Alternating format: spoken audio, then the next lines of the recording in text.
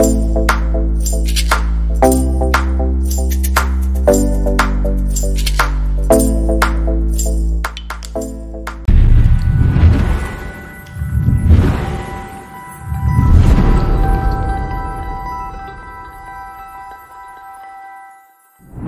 guys, kembali lagi di channel Novus Production bersama gue Hartanto. Dan di video kali ini gue akan membahas mengenai perakitan PC dengan budget di angka 6 hingga 7 jutaan lah ya. Tapi kalian gak usah khawatir, karena di sini mungkin kalian bisa di bawah angka segitu, mungkin di angka 5 jutaan. Nah itu tergantung dari komponen PC yang udah kalian build sebelumnya. Nah di sini gue nge-build PC-nya itu mulai dari nol, karena komponen PC gue sama sekali udah gak ada ya. Dulu udah sempet gue jual-jualin dan mungkin udah ketinggalan zaman juga. Di video kali ini gue nggak sendirian, gue bakal ditemenin sama abang gue untuk ngejelasin perangkat-perangkat yang udah gue beli sebelumnya ya. Jadi di sini gue udah coba nyicil beli itemnya, yaitu ada motherboard dan juga RAM. Karena menurut abang gue katanya barang itu cukup langka dan juga cukup laris di pasaran all shop. Jadi kita langsung aja cepet-cepet beli. Jadi kita beli barangnya itu, beli komponen itu nyicil. Oke, langsung aja kita unboxing motherboard dan juga RAM-nya.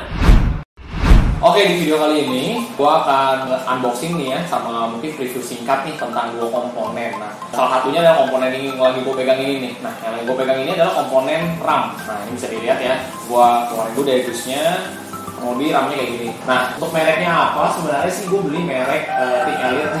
Jadi kalau misalnya memang pengen lihat lebih jauh, gue akan buka nih. Oke, ini udah kebuka sih, tinggal dikeluarin aja dari bubble wrap-nya. Untuk RAM-nya sendiri sih sebenarnya ini bisa dibilang cukup simpel ya, tapi nggak yang kolosan RAM-nya. Terus kita keluarin dulu nih untuk RAM-nya. Oke, bubble kita singkirin. Nah, kalau mau lihat lebih jelas sih sebenarnya kita belinya merek Think Elite nih. Nah, untuk RAM-nya sendiri memang kita belinya di frekuensi 3200 MHz. Di sini aku belinya 2x8 GB dual channel, jadi in total ada 16 GB. Untuk speed memory RAM-nya sendiri di sini ada tulisan 3200 di kanan bawah nih ya. Jadi kita jalan di DDR4 dual channel 3200. Nah, untuk timingnya sendiri ini di angka CL22 22 22 52 dengan voltasenya 1,2 volt. Secara default kalau kita aktifin XMP memorinya ini akan jalan di 3200 dengan cache latency di 22 22 22 52 1,2 volt. Nah, sebenarnya sih RAM ini bukan salah satunya pilihan ya. Jadi kayak gue ada beberapa nih RAM yang memang bisa dibilang cocok untuk build PC buat. Cuman karena memang dari segi value for money, menurut gue ini paling worth it karena gue beli di kisaran harga 1 jutaan. Sebenarnya sih ada beberapa nih RAM-nya.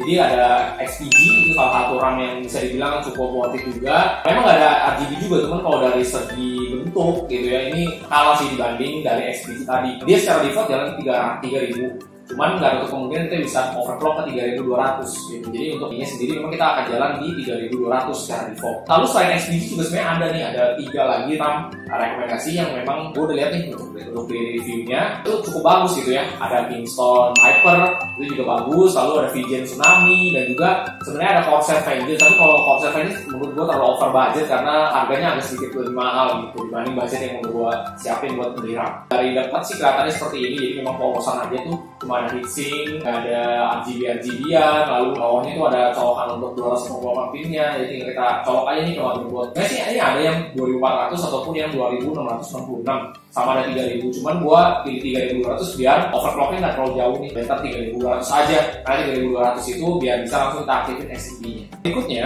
ini adalah invoice-nya ya, jadi kita dikasih invoice ini sama boardnya gitu ya, jadi ini boardnya untuk klaim garansi. Kita lanjut ke berikutnya, komponen berikutnya adalah motherboard. Jadi motherboard ini adalah salah satu komponen yang bisa dibilang cukup penting nih. Untuk motherboardnya sendiri, gue beli ini sekitaran 1.200.000, jadi bisa dibilang cukup murah juga. Dan juga di chipsetnya udah pakai B450M, jadi bukan A320 lagi. Alasannya sih sebenarnya gue beli ini karena memang harganya gitu ya. Terus dia chipsetnya udah B450 dan juga ada beberapa fitur nih. Nanti mungkin kita akan bahas satu-satu ya. Untuk secara packaging sebenarnya boxnya sih cukup bagus ya. Bisa dilihat ini warnanya ngedoff gitu. Terus di sini ada distributor resminya dari Alpha, Arta, Andrea. Jadi Alpha Arta Andrea dari distributor resmi dari komponen untuk MSI. Nah, untuk di motherboardnya sendiri, di sini ada tulisan ya, kita bisa support untuk memory write. Nah, memory write ini sangat berguna nih buat kita pasangin sama RAM yang tadi. Karena RAM tadi udah support 3200 MHz untuk speednya.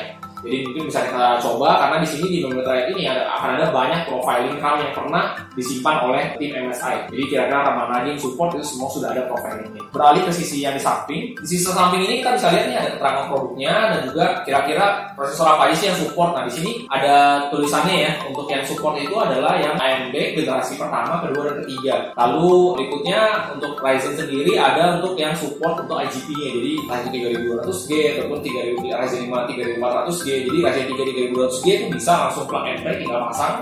Ryzen 5 3500G juga harusnya bisa. Berikutnya kita juga bisa nih untuk pakai AMD Athlon, tapi bukan Athlon yang lama ya, yang X4 tapi ini adalah AMD Ryzen Athlon yang memang punya dual core doang. Nah, cuman kalau untuk dual core sendiri memang nggak akan gue pakai ya. Jadi memang dual core itu bisa dibilang udah agak ketinggalan zaman nih. Jadi kemungkinan gue akan pakai yang 4 core, jadi atau 4 core, jadi 4 core 4 thread gitu. Itu yang akan gue pakai. Nah di sampingnya sendiri sebenarnya sih juga ada nih keterangan juga. Jadi di sini juga sama tulisannya kira-kira prosesor apa yang support, di sini semua ada. Terus kalau di bagian depannya sendiri memang kita ada tulisan untuk fitur-fiturnya. Jadi ini udah support PCIe 3, lalu Windows 10 ready, sama ada Microsoft DirectX 12. Ini udah support DirectX 12. Nah beralih ke bagian belakang, bisa dibilang ini juga fitur-fitur unggulannya ya. Jadi ada RAM yang kita bisa boost, kita bisa overclock RAM-nya. Sebenarnya secara default dia akan jalan di 2667 MHz. Tapi setelah memang kita aktifkan untuk memory track-nya, dia bisa jalan maksimal di 3466 MHz. Cuma gue nggak tahu ini nanti akan stabil atau di sistemnya akan double. Karena RAM sendiri kan 3200. Takutnya kalau kita tarik sampai 3466, takutnya itu nggak support ataupun nggak stabil untuk jalan harian. Nah, berikutnya nanti ini juga ada nih audio boost. Nah, audio boost sendiri memang ini bisa dibilang adalah salah satu fitur unggulan juga. Jadi memang untuk motherboardnya sendiri audionya sudah support untuk audio HD 7.1. Jadi bisa dibilang kalau memang buat kebagian main game atau mungkin buat edit, ini harusnya suaranya udah bagus. Lanjut ke VGA-nya. Nah di VGA-nya sendiri, portnya sendiri kita sudah dilapisin oleh semacam besi. Jadi sebenarnya buat orang-orang yang VGA-nya gede gitu ya, yang bisa dibilang berat, nah itu nggak usah takut nih kalau misalnya ada bending ataupun takut bengkok atau apa. Nah itu sebenarnya udah ditambahin nih untuk besi tambahan supaya VGA kita nggak bending untuk VGA slotnya. Terus berikutnya kita juga ada nih untuk namanya kita Turbo M.2. Nah Turbo M.2 ini juga menurut gue menarik karena dia sudah support untuk PCIe NVMe. Jadi sudah support untuk M.2 NVMe. Pastinya jauh lebih kencang daripada hard disk dan juga SSD kayak gitu. Nah itu memang di dalamnya juga harusnya sudah disediain ini untuk baut NVMe-nya. Jadi tinggal plug and play ya, tinggal pasang lalu kita bisa nikmatin untuk memori yang jalannya kencang ataupun bisa dibilang NVMe jalannya kencang. Di sebelah sini ini adalah bisa dibilang gambaran motherboardnya gitu ya. Nanti kita akan lihat lebih jauh nih motherboardnya seperti apa. Lalu di sini juga ada I/O portnya, nanti juga bakal dibahas gitu ya. Jadi udah kelihatan ada beberapa. Langsung aja kita buka untuk isi boxnya. Jadi bisa dilihat di sini ya. Bukanya itu dari bawah, jadi tinggal ditarik aja. Yang pastinya kita dapat ini ada boardnya untuk klaim garansi, ini disingkirin aja. Terus pastinya kan kita balik motherboard, pasti dapat motherboardnya ya. Ini untuk motherboardnya juga kita singkirin dulu. Oke, sekarang kita lihat untuk isi box yang lain ya. Jadi kita bisa buka nih, ada kayak partisi lagi, kita buka.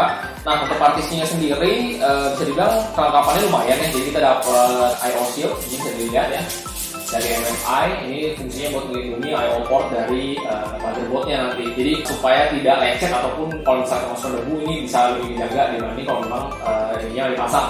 Gitu. Terus kita pinggirin. Lumayan banget ya kita dapat kabel SATA. Kabel SATA itu kabel yang buat menghubungin antara si SSD atau enggak hard disk. Jadi bisa dibilang ini lumayan banget nih, udah dapat 2 kabel SATA nih. Dari MSI juga jadi udah dapat, ini lumayan. Terus berikutnya selain dikasih nota pembeli, kita juga dapat kartu garansi nih.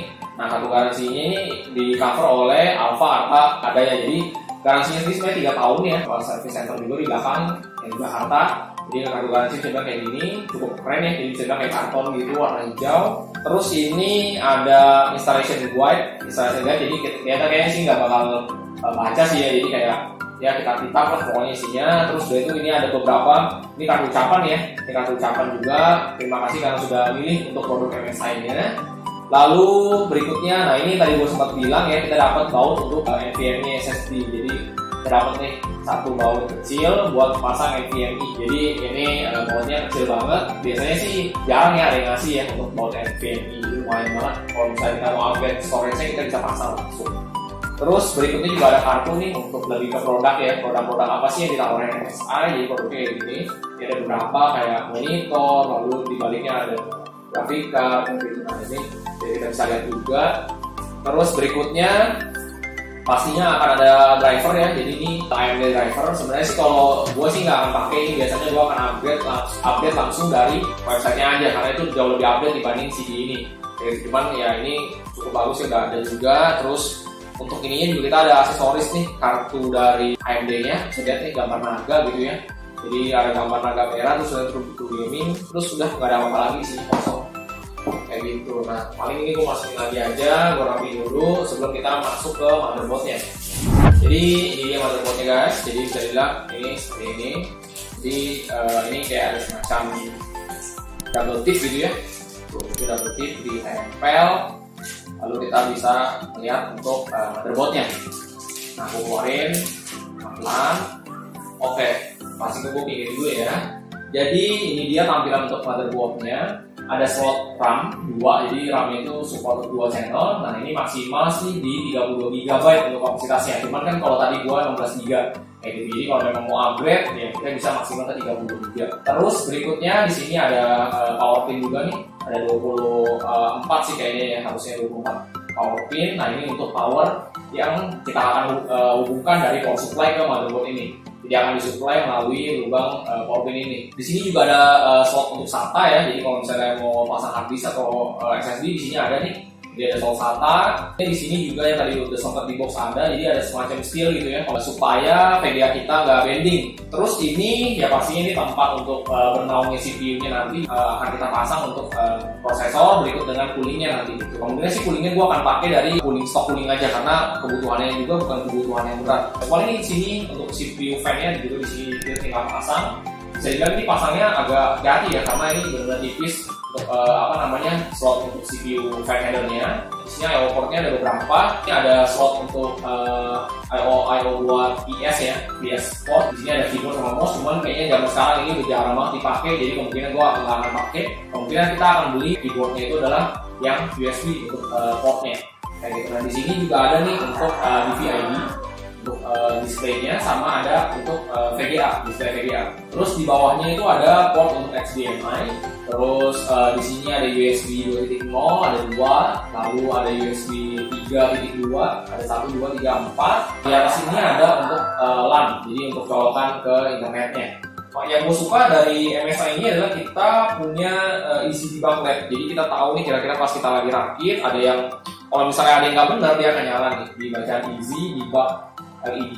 Di debug LED ini kita akan lihat nih kira-kira misalnya dari VGA-nya atau dari RAM-nya atau mungkin dari CPU-nya ada masalah, dia akan nyala indikatornya. Jadi kita bisa ngecek lagi. Jangan sampai memang kita nggak tahu nih kira-kira selama kita rakit apa yang salah gitu dari komponennya. Itu aja sih yang bisa gue bahas nih untuk motherboard ini. Buat kalian yang memang mau beli sih sebenarnya menurut gue overall ini motherboardnya cukup recommended, karena kita bisa overclock nih, karena ini chipset B450 dan harganya masih di bawah 1,5 juta. Bisa kita overclock nanti untuk CPU-nya dan juga untuk memori RAM-nya sendiri bisa upgrade sampai 3647, jadi bisa running cukup jauh gitu ya untuk motherboardnya. Lalu kalau misalnya memang selain ini ada lagi nggak sih kira-kira rekomendasi produk lain selain MSI B450? Sebenarnya ada dari ASRock B450M HDV. Cuman karena stoknya udah susah banget gue carinya, jadi kemungkinan ya udah gue tinggalin aja ASRocknya. Itu harganya sekitar 100. Nah ini gue beli sekitar 1.200-an, beda 100.000, tapi kita punya fitur yang namanya Remote Try It. Dan juga untuk slot PCIe-nya kita sudah ada steel gitu, jadi udah pelindungnya. Dan juga bisa dibilang ini cukup bagus ya untuk pakai motherboardnya. Bisa dibilang nih kalau bisa dilihat itu cukup bagus, warnanya hitam gitu ya, nggak terlalu gimana, cukup simple. Dan juga pastinya udah ada slot untuk NVMe, jadi kita bisa tambahin slot NVMe-nya. Dan juga memang kalau kita mau ngerasain untuk memori yang kencang, kita bisa pakai motherboard ini. Itu aja sih untuk produknya. Thank you banget buat kalian yang udah nonton nih dari awal sampai akhir. Nanti ditunggu aja nih untuk rakitan PC berikutnya, kita akan menggunakan motherboard ini dan juga RAM yang tadi udah gua unboxing. Oke guys, jadi video unboxingnya sampai di sini dulu aja. Gimana tadi penjelasan dari abang gua? Cukup rumit kan ya? Nah makanya tadi gua butuh bantuan dari abang gua untuk menjelaskan beberapa komponen PC yang udah gue beli sebelum-sebelumnya untuk dibahas di video kali ini. Nah, tapi tenang aja karena sebentar lagi gue akan membuat video mengenai perakitan PC yang udah full setnya ya, yang udah jadinya. Kalian pantengin aja terus channel Novus Production. Jika kalian suka dengan video ini, kalian boleh like dan juga share ke teman-teman kalian untuk merekomendasikan perakitan PC dengan budget di angka 6 jutaan lah ya. Oke, gue Hartanto, sampai ketemu di video selanjutnya.